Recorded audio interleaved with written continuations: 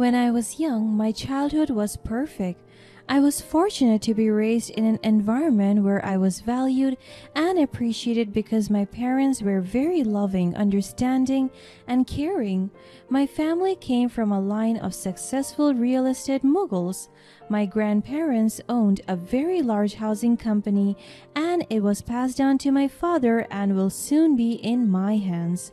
All my life, I was trained to live my life as my parents did. As young as I was, my parents taught me how to do business, how to deal with finances, marketing, and investments.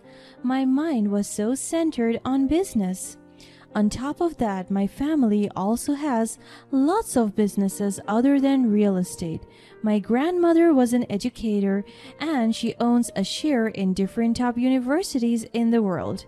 Many people would say that I have a perfect life, but despite the wealth and comfortable life that I have, my parents never raised me to become spoiled. Even though they want me to thrive in the same field as them, they also encourage me to seek individuality and growth by pursuing my passion and the things I like.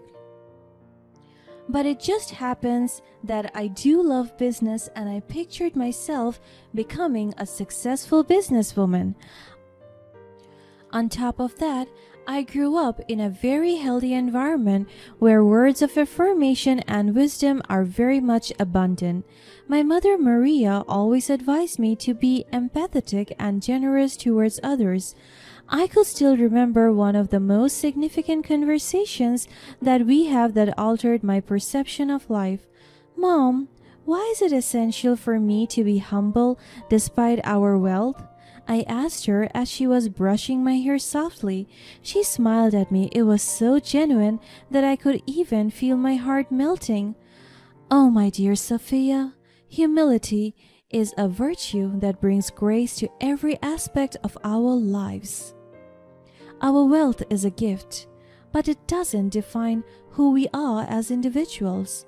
By being humble, we show appreciation for our blessings and acknowledge that others' worth is not measured by their possessions. She said it in the sweetest tone. I nodded in agreement. I understand, Mom, but won't people think I'm weak if I don't assert myself? She cleared her throat, put down the brush, and held my shoulders while looking at my reflection intently as she said these words full of wisdom. Not at all, my love. Humility isn't a weakness. It's a strength that sets you apart. It shows that you have the wisdom to recognize the contributions of others and the empathy to understand their struggles. When you treat people with humility, you gain their respect and build genuine connections. So, being humble helps me build a better relationship with others? She nodded and smiled at me once again. Absolutely. People are naturally drawn to those who treat them with kindness and respect. It creates an atmosphere of trust and openness, allowing you to form meaningful connections with others. Remember, true friendships are built on mutual understanding and care. I held her hands resting on my shoulders. I rubbed it gently, feeling her. Thank you for sharing this with me, Mom. I promise to carry these values with me and be mindful of my actions. She smiled proudly at me once again. I have no doubt that you will, my dear, and never forget the power of hard work. Our wealth may offer opportunities, but it's your determination and effort that will pave the way to success. Don't shy away from challenges.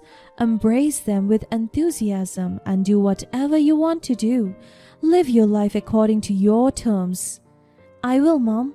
I'll work hard to achieve my goals and make you proud. I'm already proud of you, Sophia.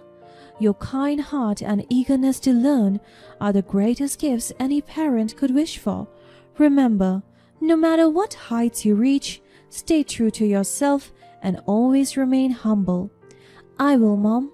Thank you for being such a wonderful guide in my life. And thank you for being the light of my life. I love you, my dear. She extended her hands for a hug. I love you too, Mom. And I hugged her so tight. My mom was an integral part of my life, and she molded me to become who I am today. I never heard her get angry at me. She never yelled harshly or scolded me. But instead, she talked to me with love and respect. I loved her so much that it took me many years to recover from her sudden death. Her illness crept in and took over her body. I was 13 at that time and I couldn't see myself without my mother.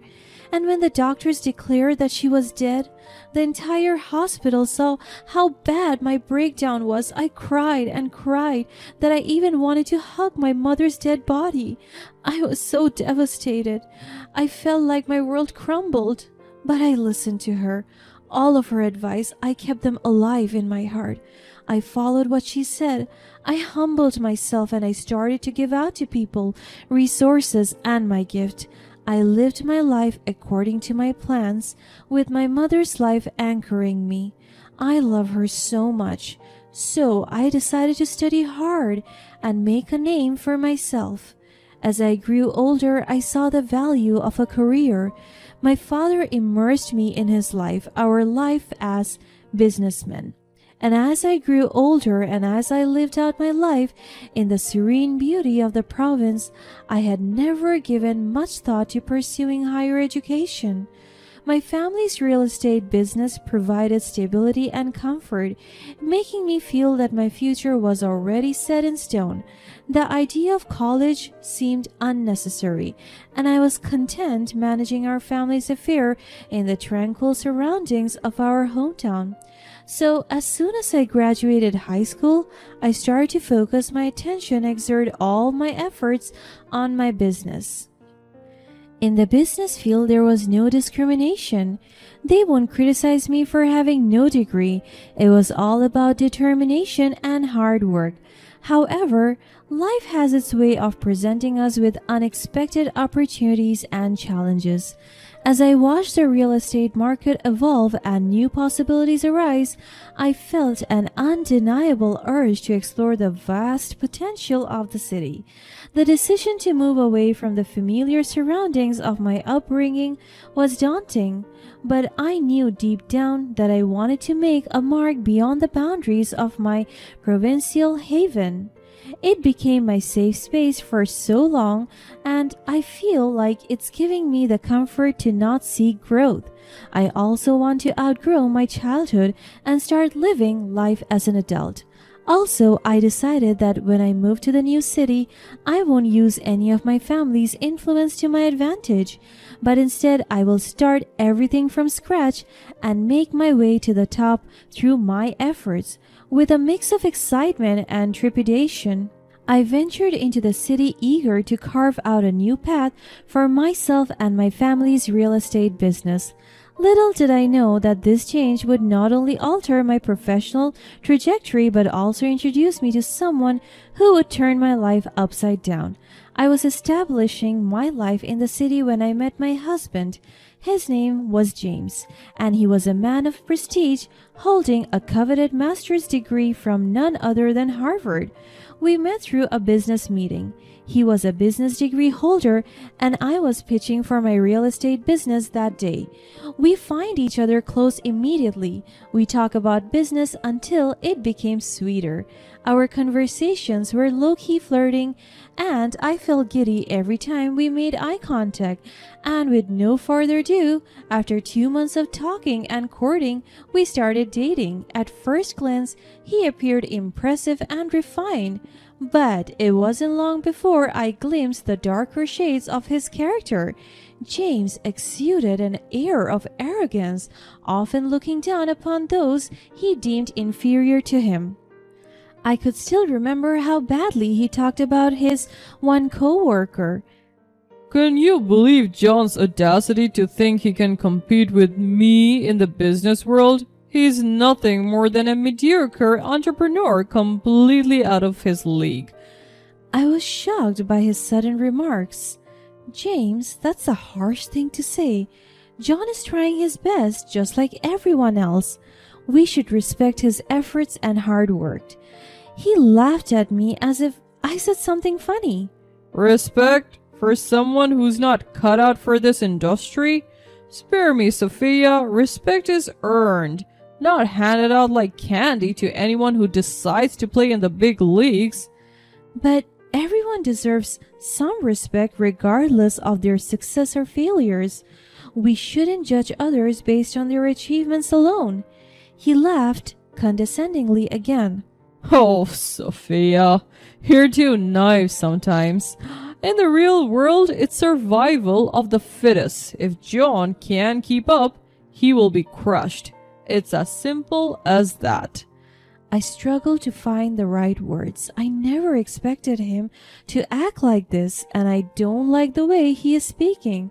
I grew up in a loving family, so words of insults are overwhelming for me. James, I don't agree with you. Success should not come at the cost of belittling others. We can be successful without being arrogant. Oh, you just don't understand how the business world works, do you? It's not about being nice or humble. It's about being ruthless and assertive. Are you dumb? I felt my heart break. No, James, I refuse to accept that. I believe in being ambitious and driven, but not at the expense of kindness and compassion. There is a way to succeed without tearing others down. Suit yourself, Sophia, but mark my words, those who are weak will always be left behind.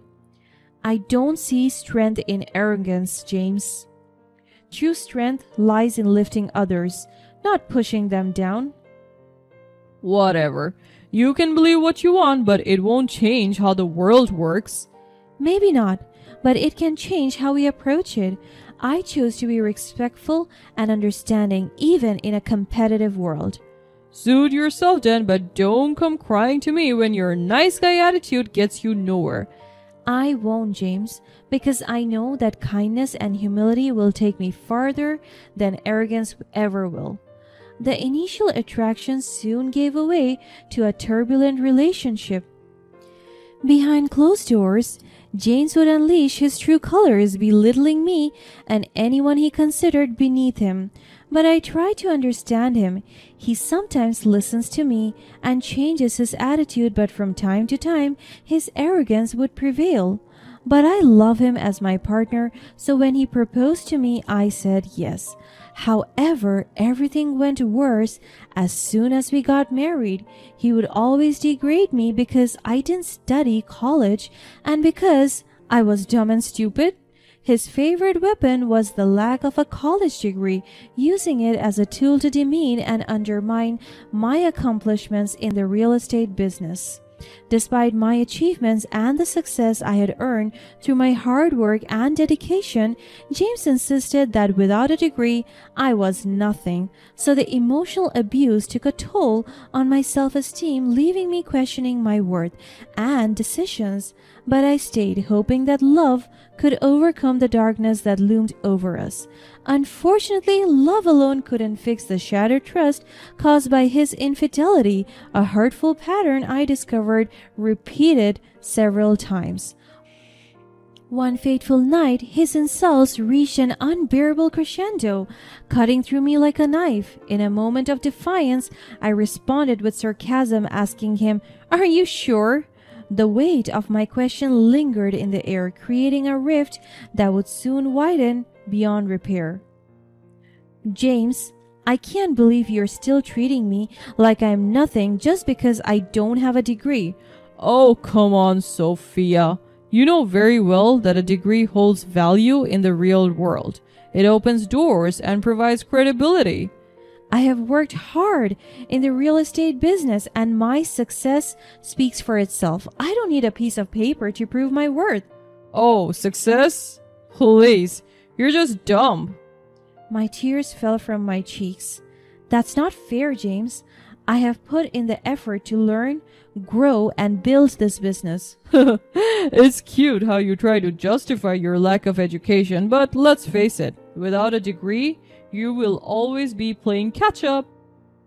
You don't understand the passion and dedication I have for this business. You keep belittling me, but you forget that we were once partners, supporting each other.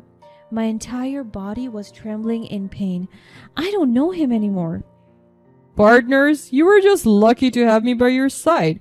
Without my advice and guidance, you wouldn't have achieved half of what you did. Your ego knows no bounds, James. You used to inspire me, but now all you do is tear me down. Oh, poor Sophia, the delicate soul who couldn't handle a little criticism. This isn't criticism. It's cruelty. You're not the person I fell in love with anymore. Well, maybe you're right. Maybe I've outgrown you and your small town ambitions. Fine. If that's how you feel, maybe it's time we go our separate ways. I deserve someone who respects and supports me. Suit yourself. You'll soon realize you'll be nothing without me. No, James. I'll be everything I need to be. Strong, capable, and free from your toxic influence. Little did he know about the old money background I hailed from, as I had chosen not to flaunt my family's wealth or social standing.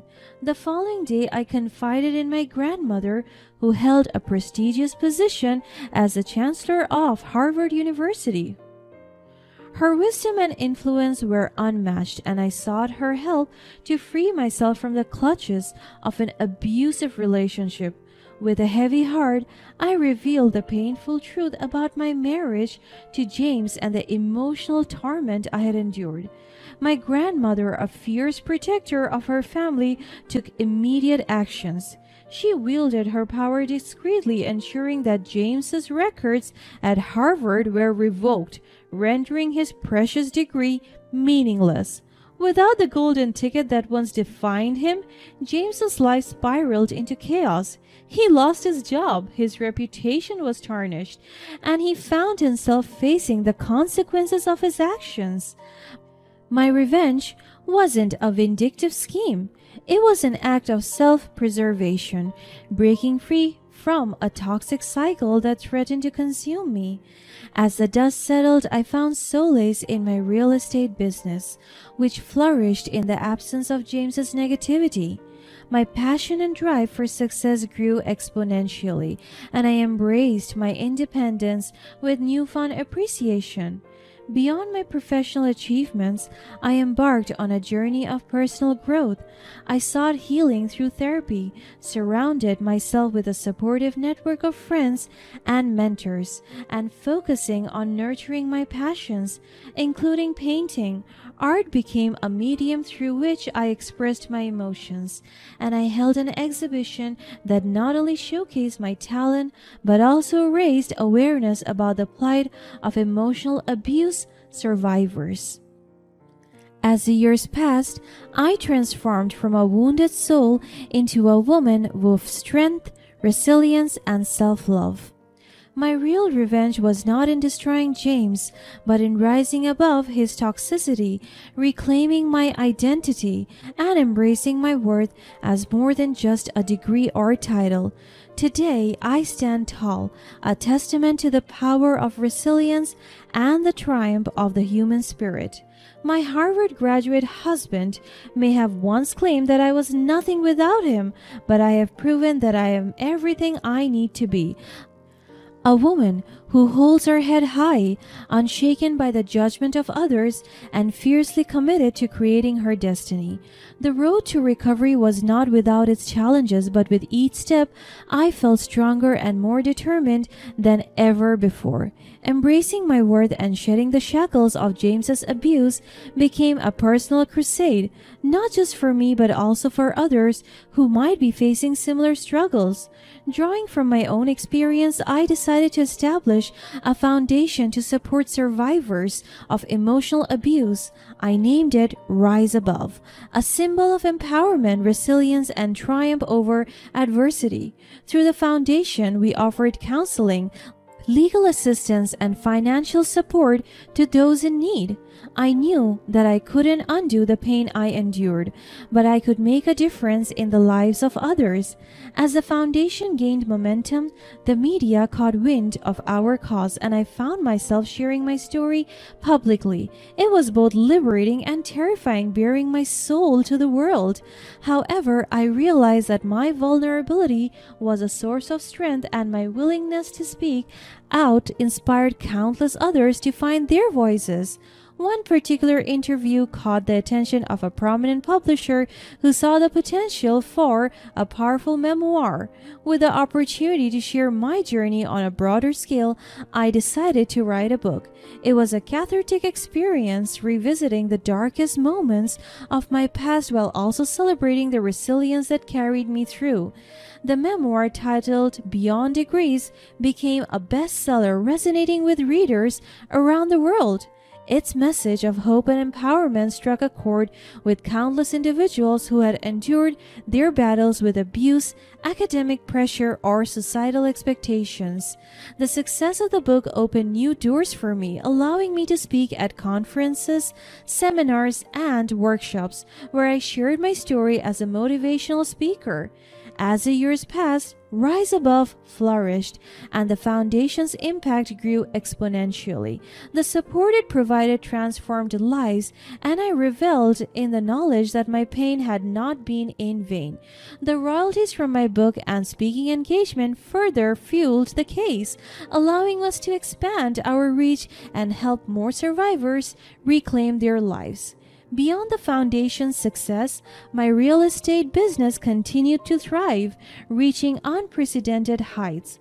With a newfound sense of purpose and self-assurance, I spearheaded innovative projects that brought immense success, earning recognition and accolades in the industry.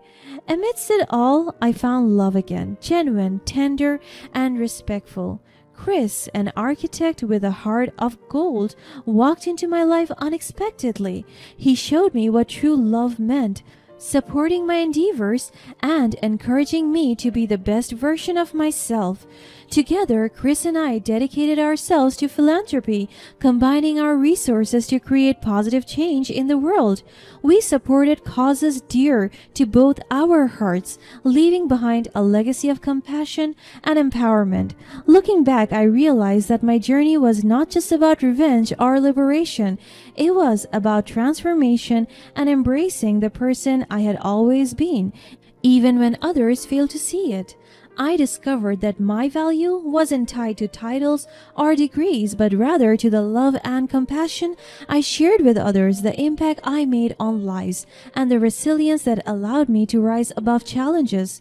Today, I stand tall, not as a victim or a survivor, but as a conqueror of my destiny.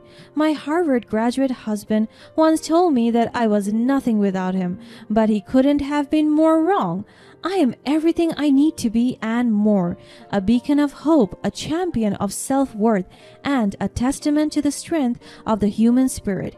In the end, I found that the most profound revenge was not in seeking retribution against James, but in becoming the person he could never comprehend, a woman who had turned her pain into power, her scars into stars, and her past into the foundation of a brighter future for herself and others.